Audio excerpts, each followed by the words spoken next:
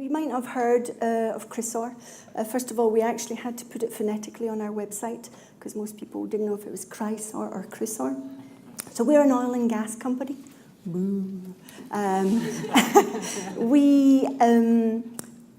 We were quite a small organisation, and in 2017 we went from 16 employees to over 400, and that was due to our acquisition, which was a $3 billion deal for about 60% of Shell UK's assets. So you might have heard of Shell if you haven't heard of Chrysaor. So big thing for us. One of the things that we are really proud of is our values, and they underpin everything that we do. Every decision that we make, and we just don't go around them. So what are our values? So there are, we've got innovation being one of them. We use technology offshore. We really need, to keep going on that. We like people that are passionate about their job, about the industry, to make it safe, constantly, and clean. Integrity. So I can bore you with asset integrity. So if you're putting a whole lot of plumbing offshore, you kind of need to make sure that one, it's safe, but secondly, it will last. And then there's innovation. Did I say innovation already? Did I? Oh, here's your question. Did I say innovation already? Don't know. Anyway, so those are really important, are the foundations of how we go about things. Made up of a leadership team that actually care for people, so it actually makes my job really easy. So, one of the measures is how do you manage to do a transition like that that is quite high profiled, certainly in the Aberdeen community. Really important that we did it right. Why? Because you're talking about people, and people matter. So, what did we do? We kind of planned everything carefully. The old adage, measure twice, cut once, definitely needed when you do a transition. You needed to get right down to the nth degree of details. You cannot miss a comma or a full stop on anything. So, why did we introduce financial well-being? Why would we do that? Well, we're very lucky. We've got a lot of high earners in our industry. With that, a lot of them were very fortunate to have been in final salary schemes for most of their working lives. So when you're moving them to a DC scheme, it takes a lot of explanation, and you need to take away some of their anxieties over that. There are a lot of regulations over pensions, savings, tax implications. All of those, we needed to make sure people were aware of them. I have to say, some people, I don't think they listen to the news, because for some it was completely new. And whilst maybe I'm in tune with it and I hear it more, I was surprised how unexpected some of the data was to them. So the other point is to make sure that they were optimizing. Okay, so we needed to make sure that the advice was solid, that we put in place solid platforms to actually help them round all of this and make good on it. Get the biggest bang for their buck, as a saying that I kind of use. So for me, to make my job easier, I had to choose the right partner, the right company that would actually do this for us. And it's really important that you choose someone. So Lorica was for us, but someone who will actually understand your needs, understand your employees' needs, and then kind of give you the best vehicle to actually present to your employees. So, they had come from a large operator, oil and gas operator, who had a lot of things put in place for people, and a lot of eyes were on us when they transferred over. Not only the individuals, but actually the industry didn't really know us, and so they were all looking. Now you had half of them all going, "Yeah, Chrysaor, yeah," And then you had some of them going, go on, fall flat on your face, you know. So we had to be careful how we dealt with people. So the right partner, choose the right vehicles, make sure that your employees take full advantage. I think I covered that before. They need to be flexible. They need to be able to turn it around quickly. Unfortunately, I always needed something yesterday. But take the time to understand, understand what's needed here.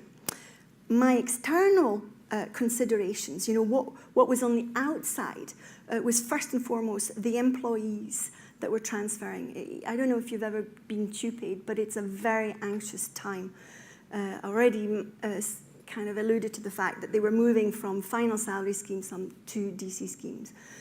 So we needed for them to really understand what we were offering.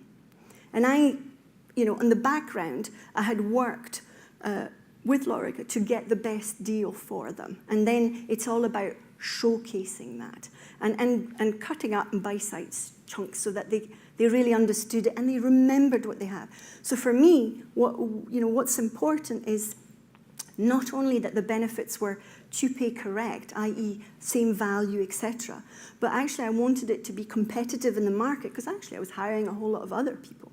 And then I wanted it to kind of represent us, what we think is important, going back to our values. So we sat down and thought about, how do we communicate with these people? And I remember thinking, when you're in a transition, the seller usually keep you at arm's length for a while, and you're dying to get in touch with people, and sometimes that's not quite so easy. So we did a video campaign, and the video campaign, I learned all about technology I never knew about, which was the videos could play on phones and on iPads. So this was me communicating with the population that we're going to transfer over before they were arriving.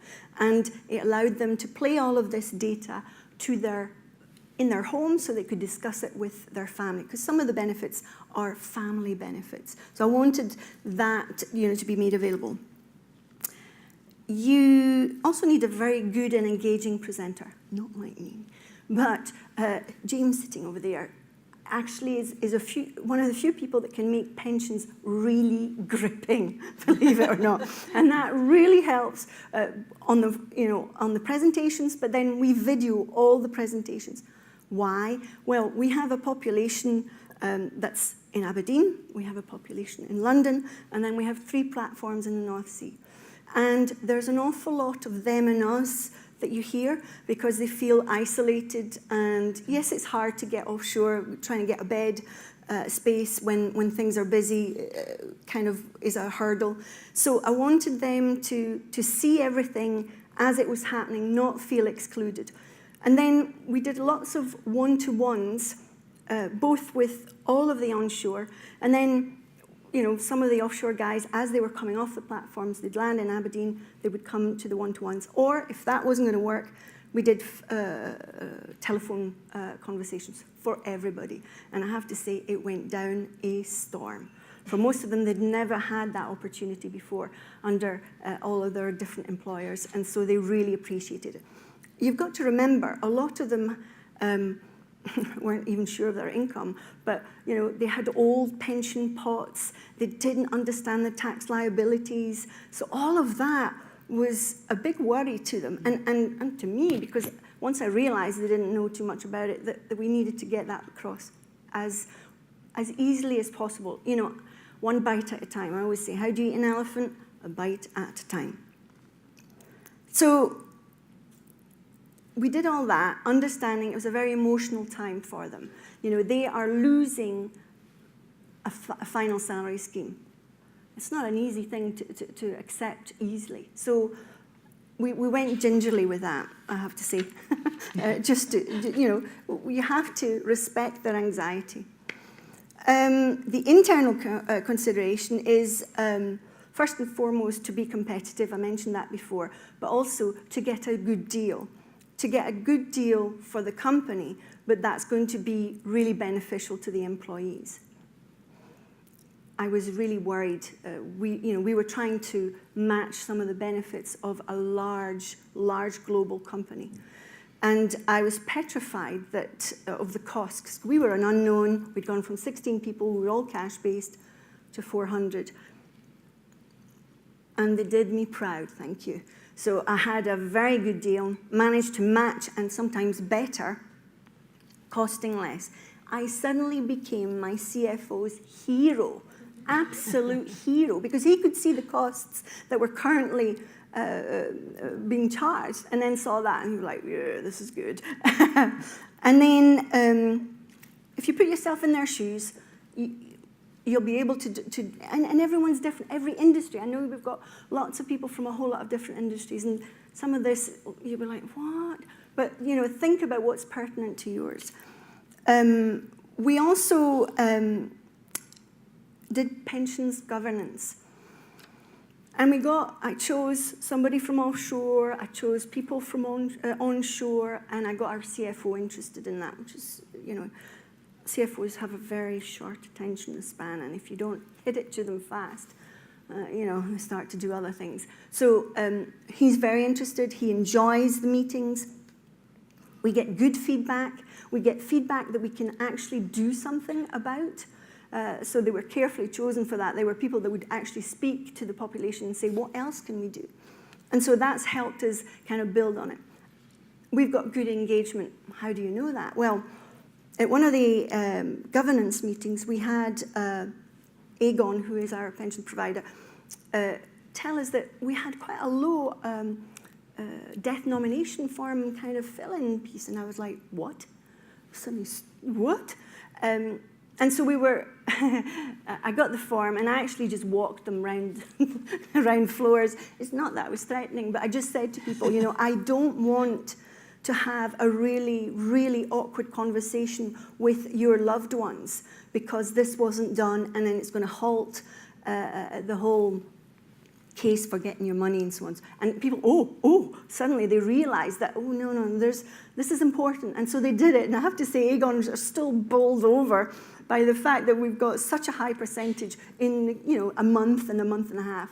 Remembering that a lot of our platform are on rotas offshore. So they work 2 weeks, they come home for 2 weeks. So, they're very busy when they're offshore, and sometimes they're very busy when they're at home. So trying to communicate with them can be awkward.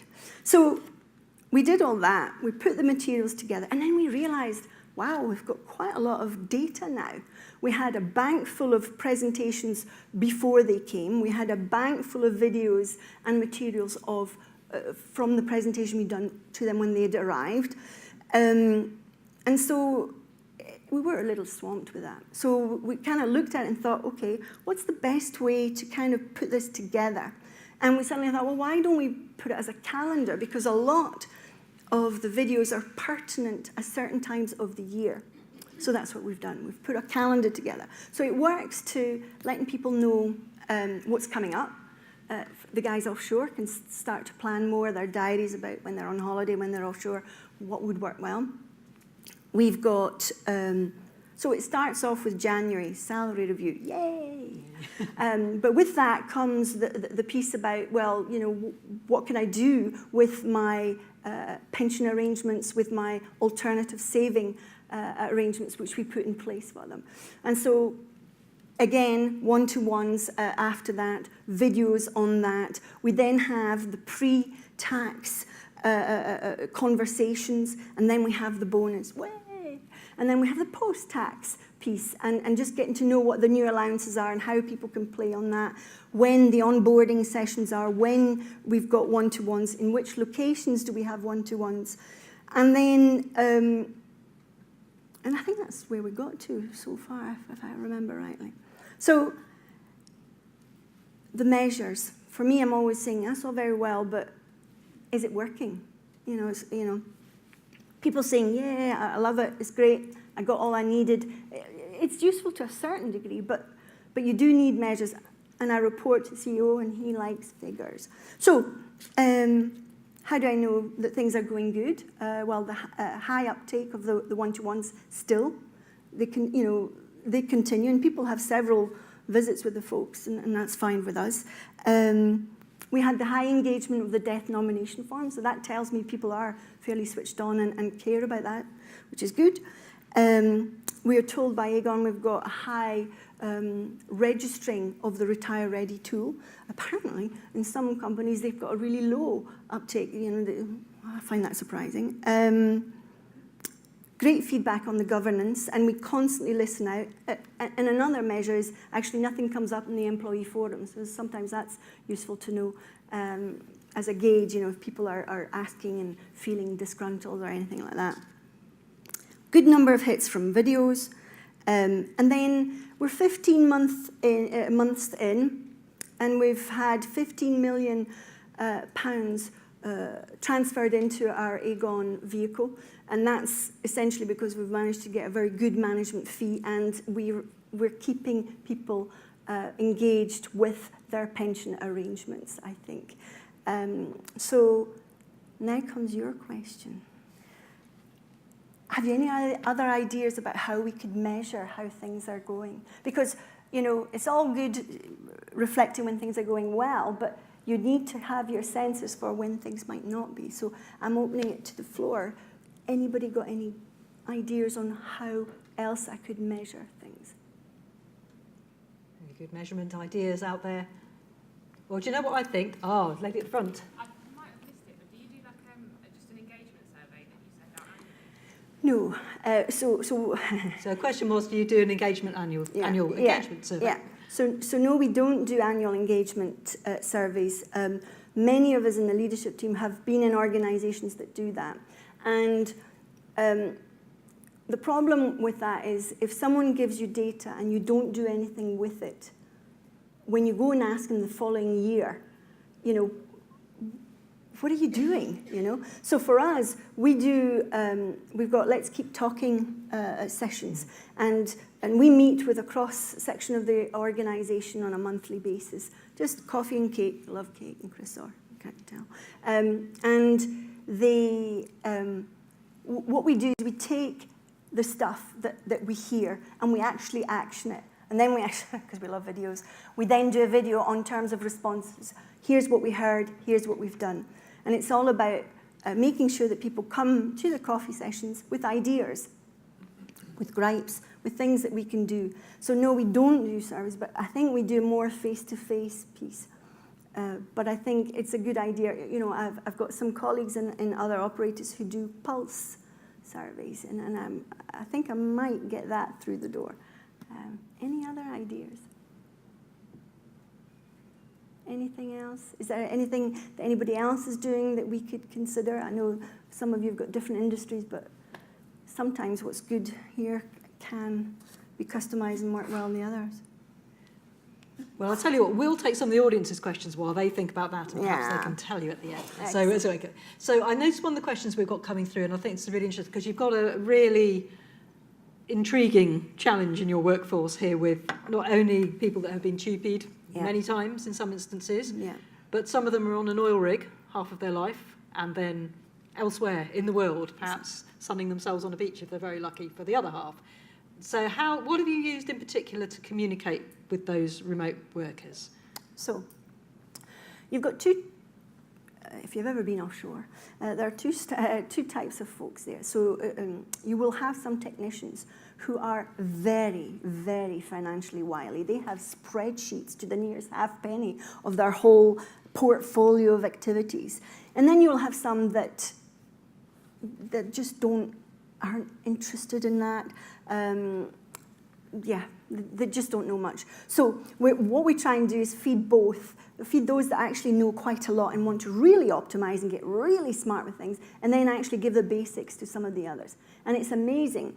We do weekend webinars. So offshore, although it's a 24 hours, 7 days a week operation, they are slightly less busy at the weekends. And so what we do is Lorica come in and do a webinar over our system to the platforms directly. There's the face-to-face, there's the phones. We do an awful lot of communicating, and there's an awful lot of jiggery-pokery with it between their work email addresses and their home email addresses, and that's all about Where are they in the journey of their rota? Are they offshore just now, etc.? So, you know, for example, we've just done our bonus letters, and we care enough to find out who's where at what time, so that they can salary sacrifice. And you know, we try and give them as big a window as possible, because of the fact that even if they're at home or not working, they actually could be on holiday, and so not getting their, you know, their meal. So yeah. Yeah. So some real considerations about knowing the workforce and their habits and their preferences, exactly, in order to be able to give them the support that they need. So I think we've probably got time for just one more question on here. So let's see, what should we take off the board? Are you funding the one-to-one sessions as independent financial advice or as education? Specific question. It's education for us.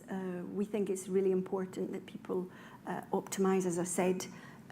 We've put an awful lot in place for them, and I just want them to, first of all, understand we've put a lot together for them, and then optimise on it.